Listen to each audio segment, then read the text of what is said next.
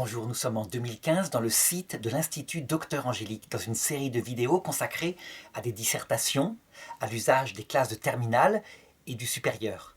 Attention, ces dissertations ne sont pas faites pour être copiées telles quelles, mais elles donnent des idées, elles permettent un débat et que chacun après fasse sa propre dissertation. Je voudrais aborder ici un sujet de philosophie politique, à savoir, est-ce qu'une société n'est qu'un ensemble d'individus vivant sur un même territoire. Donc je rappelle que la philosophie politique est une partie pratique de la philosophie, elle permet d'agir, de construire, je dirais, sa vie concrète, mais qu'évidemment, elle présuppose une connaissance de la nature de l'homme, donc des parties spéculatives.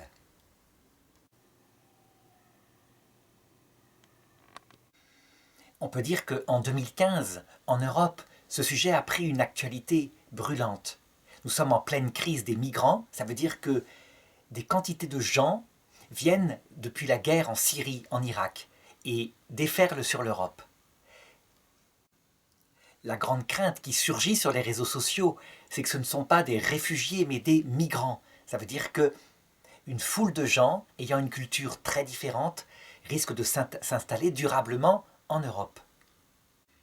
Et la question qui se pose à ceux qui craignent, c'est est-ce qu'on ne va pas arriver à une société, je dirais, faite de communautés posées les unes à côté des autres et sans lien les unes avec les autres parce qu'elles ne pourront pas s'intégrer, ni sur la langue, ni sur la culture, étant donné que les gens se regroupent entre eux, entre communs. Alors évidemment, l'histoire des communautarismes n'est pas tout à fait le sujet qui est évoqué aujourd'hui. Aujourd'hui, il s'agit plutôt d'une société fondée sur des individualités, des individus. Mais on verra qu'en fait, il y a un rapport analogique, parce que ce qui unifie une communauté, ce qui fait qu'elle est une, c'est quoi? Qu'est-ce qui fait au contraire qu'elle est posée au même endroit, une série, soit de petites communautés différentes, soit d'individus n'ayant pas de rapport avec les uns avec les autres? Alors, ce sujet aura plusieurs parties, 3. La première partie, ce sera ce qu'on pourrait appeler une antithèse. Ça veut dire qu'il existe des penseurs actuellement en Europe occidentale et en Amérique qui souhaitent définir la communauté comme cela. Des individus autonomes et libres qui vivent les uns à côté des autres. Dans une deuxième partie, je voudrais analyser ce qui fait une communauté, ce qui l'unifie, quelle est sa cause d'unification. Et enfin, dans une troisième partie, répondre à la question en observant dans la réalité ce que donnent des communautés où des individus sont posés les uns à côté des autres et ce qui au contraire fait une communauté unifiée.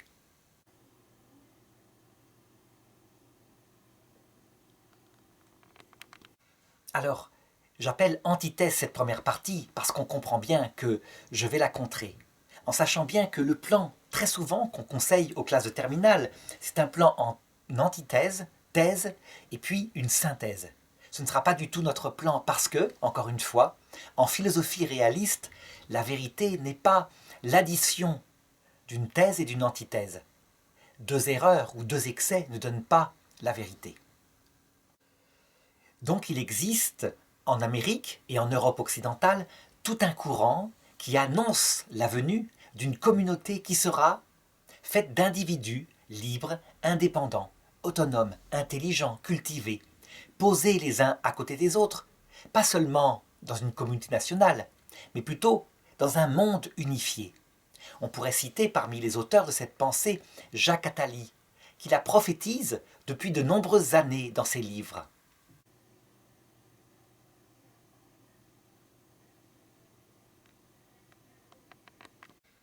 Je dirais même que pour lui, c'est le vent de l'histoire. Ça ne pourra se passer que comme cela, parce que, en fait, grâce à la mondialisation des moyens de transport, au fait que les moyens de communication ont transformé le monde en une sorte de village, que les frontières sont appelées à disparaître, eh bien, forcément, les peuples vont se métisser en voyageant les uns chez les autres. Les cultures aussi vont se métisser. Et donc, si par le passé, les gens se définissaient par des racines nationales, et ça n'a pas toujours été le cas. Parfois, encore plus anciennement, ils se définissaient par des cultures tribales, des racines tribales. Et sans doute, au Paléolithique, par des racines familiales. Eh bien, l'avenir inéluctable, c'est un monde unifié, avec une seule langue, une seule culture. Évidemment, face aux craintes que j'évoquais dans l'introduction, les craintes qu'une immigration qui ne s'intègre pas arrive en masse pour changer durablement le visage de l'Europe. Par exemple, le souhait de certains qui disaient « Nos campagnes sont désertes, peuplons nos visages de campagne par ces migrants venus de Syrie, donc d'une autre culture. » Eh bien, Jacques Attali rassure en disant « Ces gens-là sont dans une peur irrationnelle.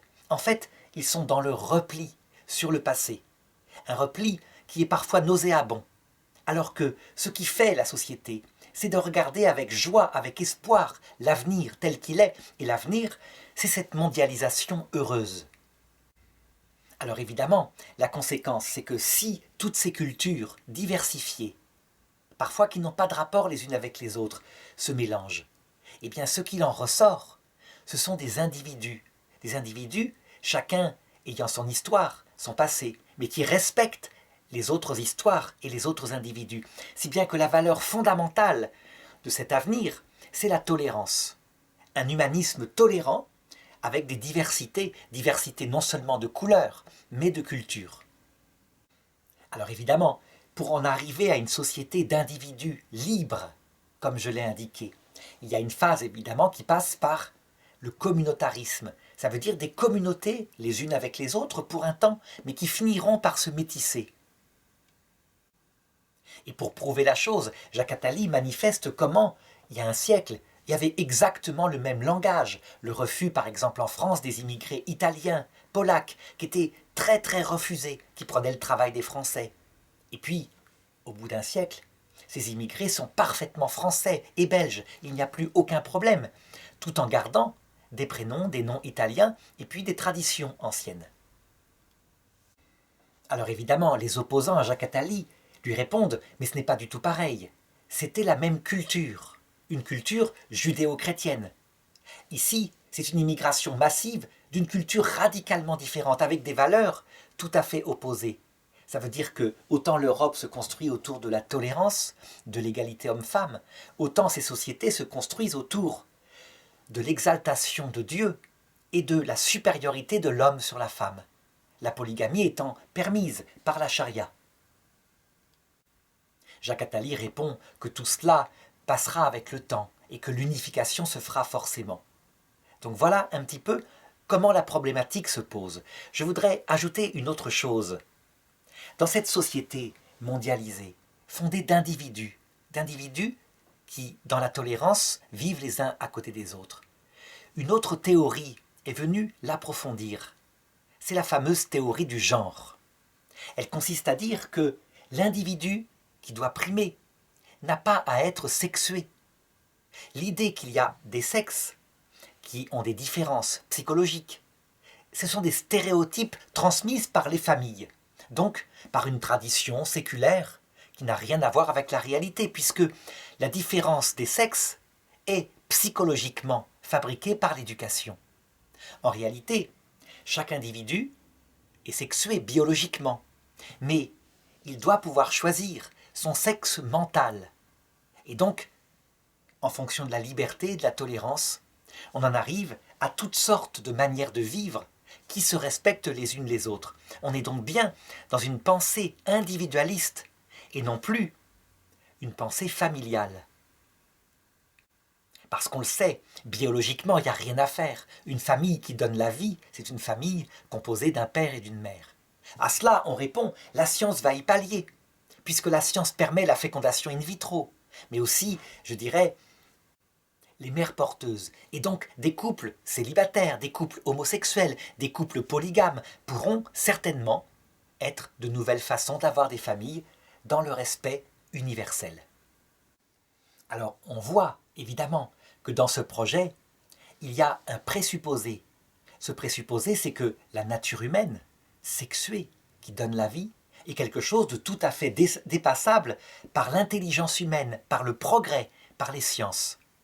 Et la chose est possible, évidemment, parce que la nature humaine n'est projetée, n'est voulue par personne. Elle est le fruit d'une évolution due à la matière et au hasard. Et puisque l'homme a eu la capacité, par cette évolution, de sortir, je dirais, de la nuit de l'animalité, il peut par lui-même penser sa propre évolution et donc établir pour bientôt des individus libres qui formeront ces sociétés tolérantes et libres.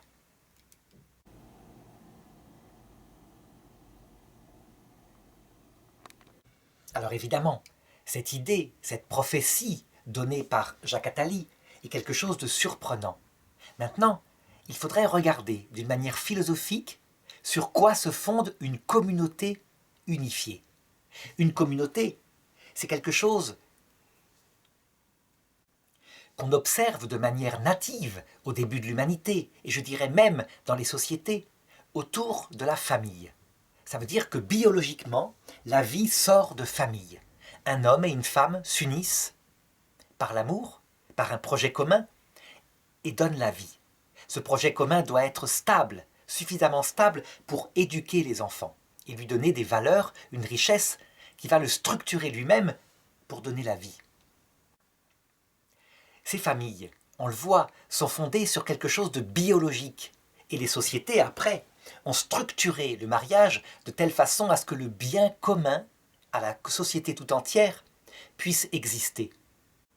On pourrait donc dire que jusqu'à maintenant, jusqu'à l'Occident actuel, la famille était le bien commun fondateur de la société. C'est parce que les familles étaient protégées, qu'elles allaient bien, que les enfants qui formaient la société de demain étaient éduqués, recevaient la culture, l'histoire, et toutes sortes de choses comme cela, qui forment une société. Donc on peut dire qu'une société, ce sont des familles contenant des individus qui sont unifiés autour d'un certain bien commun à tous. Et ce bien commun n'est pas matériel seulement, c'est pas seulement le fait de travailler ensemble pour avoir de la nourriture. C'est une histoire commune, une culture commune. D'où vient que ces familles soient si importantes et si fondamentales dans l'éducation des enfants? Eh bien, je dirais qu'il suffit de regarder les sociétés animales qui sont proches de l'homme, comme par exemple des singes anthropoïdes. Ça vient donc du corps et de la sensibilité. On voit que chez les animaux, il y a une nature qui a besoin de vivre en communauté. Quand un petit singe qui est dans les bras de sa maman, et sa maman est tuée par un chasseur, quand un petit singe est orphelin, si jamais il ne reçoit pas, par l'adoption d'une autre maman singe, ou, à défaut d'une maman humaine, tout l'amour, mais aussi la structuration, l'autorité qu'il lui faut, il sera après incapable de vivre en société. Il y a donc tout, je dirais, quelque chose de fondamental qui structure les animaux que sont les primates. À cela, évidemment, les tenants de l'individu comme centre de la société disent « Oui, mais l'homme a plus que l'animal, et ils n'ont pas tort. L'homme possède sa liberté.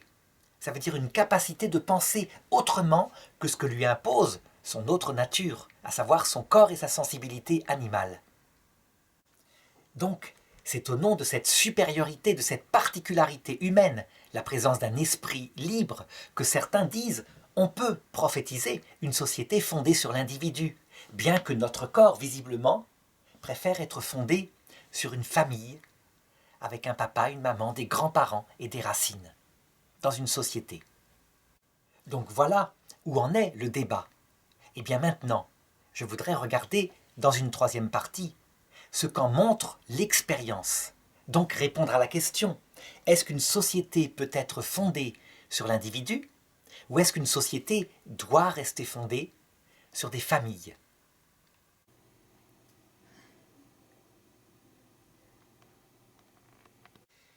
Donc, il faut partir de l'expérience. Et il s'avère qu'il y a eu en Occident, à partir, je dirais, de la fin de la Seconde Guerre mondiale et surtout des années 60-70, une expérimentation in vivo de ce projet dont parle Jacques Attali. Ça veut dire qu'il y a eu tout un courant de pensée individualiste, par réaction violente à ce qui s'était passé pendant les années d'occupation, avec en particulier en France Pétain, qui avait exalté le travail, la famille et la patrie, et qui avait en même temps collaboré avec le pire des monstres du XXe siècle, l'un des pires monstres du XXe siècle. Et bien par réaction, une génération a voulu rejeter tout cela, tout ensemble, passionnellement. Et donc elle a exalté des valeurs comme par exemple, plutôt que la patrie, le culte de l'Europe, du monde, mais aussi des régions, et surtout pas la patrie parce que ça rappelait trop les guerres du XXe siècle. Et par rapport à la famille, il s'est passé la même chose. Ça veut dire qu'on a vu se lever des forces chez des hommes, mais principalement chez des femmes, qui ont exalté la liberté individualiste. Et donc, qui ont proclamé que l'ennemi de cette liberté individualiste, c'était les liens classiques qui définissaient la femme auparavant, à savoir l'homme, son mari, et puis l'enfant. Résultat, sur ces deux points, ont été exaltés, je dirais presque comme le sommet de la génération mai 68, le divorce, et d'autre part l'avortement. L'avortement parce que je fais ce que je veux de mon corps quand je le veux. Et donc l'individu féminin avec une carrière identique à celle de l'homme, donc qui s'épanouit à travers une valeur qui s'appelle le succès professionnel, la gloire extérieure. Donc des femmes comme cela, égales à l'homme, individualisées, sont apparues. C'est très intéressant à regarder, même si ça n'a pris, disons que 20% peut-être des habitants de l'Europe. Parce que cela s'est passé il y a déjà 50 ans. Et donc maintenant, on peut déjà regarder un peu le bilan de cela. D'abord, lorsqu'on regarde les films des années 60, on est effectivement enthousiasmé. C'est une jeunesse joyeuse, c'est des musiques libres, c'est une spontanéité, c'est un anticonformisme qui fait plaisir par rapport à la sévérité d'avant. Je dirais qu'un film culte de ces années-là donne la clé pour réussir sa vie. C'est le film qui s'appelle Le cercle des poètes disparus. Je mets un extrait ci-après, parce qu'il est très intéressant de voir ce que le professeur Keating, qui est dans cette perspective, enseigne à ses élèves. C'est lors de son deuxième cours. Il les emmène pour voir les photos des anciens élèves de l'école, ceux qui sont depuis longtemps déjà morts. Saisir l'occasion, cueillir lorsque l'occasion se présente. Pourquoi l'auteur a-t-il écrit cela? Parce qu'il était pressé. Non. Ding. Merci quand même d'avoir participé. Parce que nous sommes de l'engrais pour vers de terre. Parce que pensez ce que vous voulez, seulement personne n'en réchappe. Tous autant que nous sommes, nous cesserons un jour de respirer, nous nous refroidirons et nous mourrons. J'aimerais que vous vous approchiez un peu et que vous regardiez attentivement ces vieilles photos. Vous êtes passé devant très souvent, mais je ne crois pas que vous les ayez examinées de près.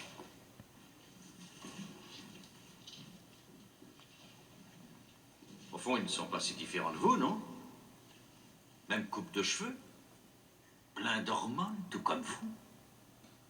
Invincible, comme vous vous sentez. Le monde leur appartient. Ils croient qu'ils sont destinés à de grandes entreprises, tout comme beaucoup d'entre vous, leurs yeux brillent d'espoir comme les vôtres.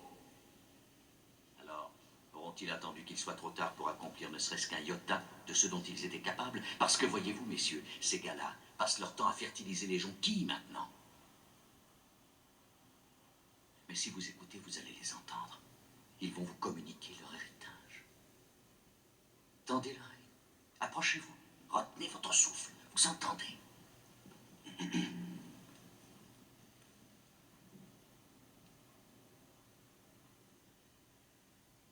Carpe. Oui. Carpe. Carpe diem. Sautez sur l'occasion, les gars. Donnez à vos vies un sens extraordinaire.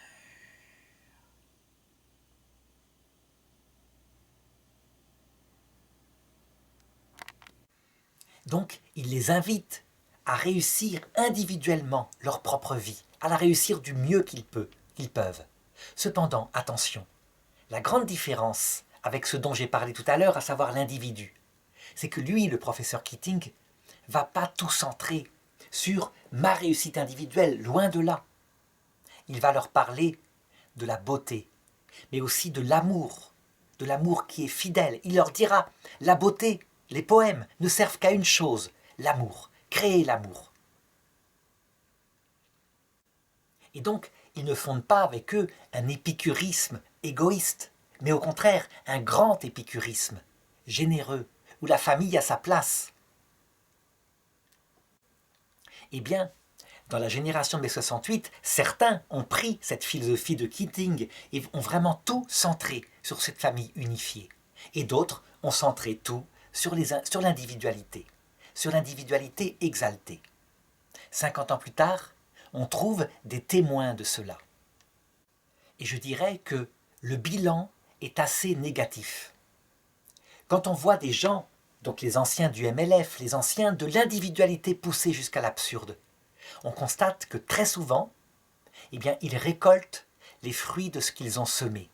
Ça veut dire que parce qu'ils ont pensé beaucoup à leur psychologie, étant jeunes, ils ont eu des fréquentations, de l'amour, de la joie, et puis beaucoup de divorces. Et étant devenus vieux, ils n'ont pas retrouvé les choses. Étant centrés sur eux-mêmes, ils ont très souvent vécu de la solitude. Pas étonnant. Quand on cherche son individualité, selon sa façon à soi de la trouver, l'autre est un instrument pour son plaisir. Or, c'est pas comme cela qu'on crée une vie commune, une communauté. Il s'avère donc que ces personnes, très souvent devenues âgées, sont extrêmement dans la solitude. Heureusement, certaines d'entre elles ont rectifié les choses et se sont dit « l'homme n'est pas fait pour vivre seul. Il faut une famille, il faut la reconstruire et tant pis, il faut bien renoncer à son individualité totale, faire des sacrifices pour pouvoir garder l'autre et que l'autre réciproquement fasse des sacrifices. » Que s'est-il passé pour que le bilan de ceux qui sont dans l'individualisme pur soit si négatif? Eh bien, je crois qu'en fait, a surgi une constatation de la nature humaine. La nature humaine n'est pas faite pour vivre seul. L'être humain n'est pas un singleton. S'il est un singleton, tout seul, il ressemble à un bateau perdu dans la tempête et il n'y a dedans qu'un seul marin qui n'a plus de boussole. Par contre, s'il est unifié à une communauté, il est beaucoup plus solide. Cette constatation, elle est vieille comme le monde. On se rappelle d'un film qui montrait une maman qui apprenait à ses enfants comment ils devaient rester unis.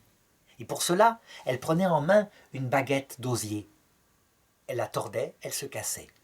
Puis ensuite, elle prenait 3 baguettes d'osier, chacune représentant un de ses 3 enfants. Elle les nouait solidement et elle demandait à un enfant de casser l'ensemble. Et il n'y arrivait pas. C'était solide comme tout. Eh bien, on constate que de la même façon, il y a une nature humaine et que quand un enfant n'a pas de racines, ça veut dire qu'il a été adopté. Et pourtant, des parents l'ont aimé.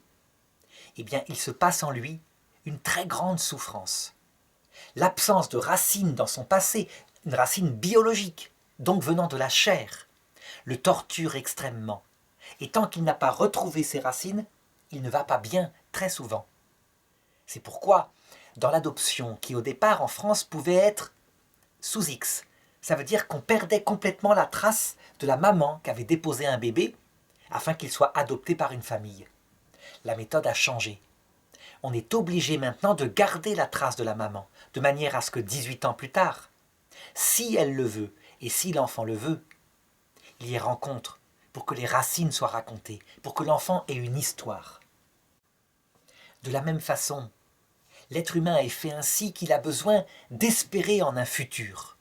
S'il n'y a pas de futur, et je dirais même un futur après la mort, l'idée même que l'amour qu'il construit, la famille qu'il construit, peut-être qu'il y a un espoir de se retrouver. S'il n'y a pas de futur, à un moment donné, comme désespéré, il cherche le plaisir immédiat. Souvent, les liens se brisent parce que celui qui ne cherche que le plaisir ne peut pas construire.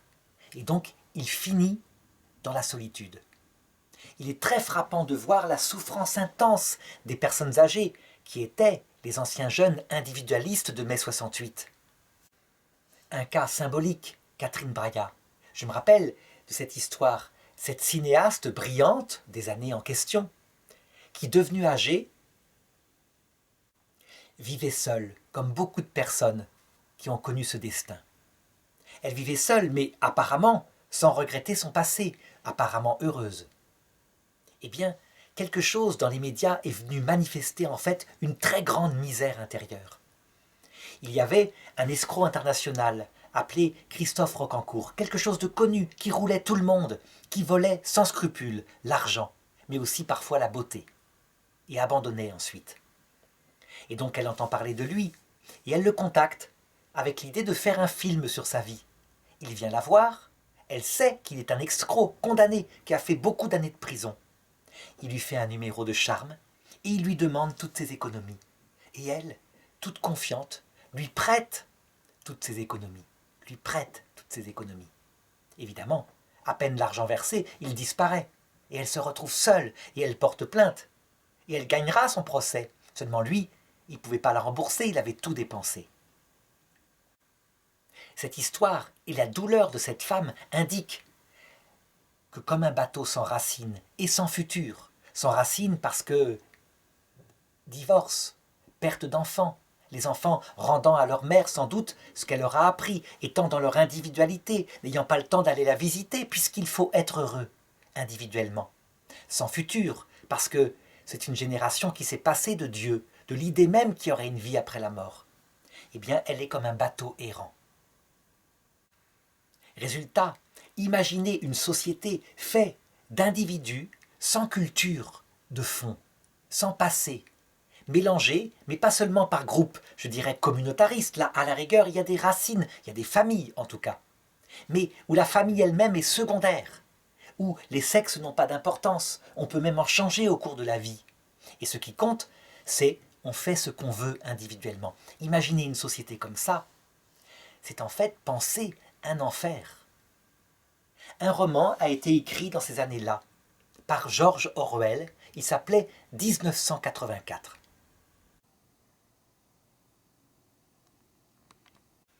Eh bien, je crois qu'il manifestait par avance, de manière prophétique, ce que serait une société fondée d'individus posés les uns à côté des autres dans le même lieu.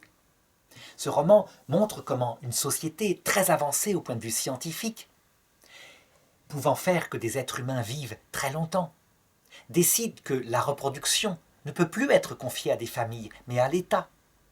Et donc, pour faire des individus parfaits, génétiquement modifiés, adaptés à telle profession, eh bien, on le fait dans des usines. Et ces personnes arrivent comme cela. Elles sont éduquées par la société à qui elles appartiennent, et elles ont leur individualité au service d'un travail particulier, d'une carrière qu'elles réalisent bien. Eh bien, ce grand système, ce système mondialiste, ce système qui paraît parfait sur le papier, va craquer par le fait d'un jeune homme et d'une jeune femme, pourtant clones d'autres jeunes hommes et d'autres jeunes femmes identiques, vont tomber amoureux. Et par leur liberté, vont faire exploser tout ça pour vivre ensemble et fonder le cœur de la société tel que l'homme en a besoin, à savoir une famille.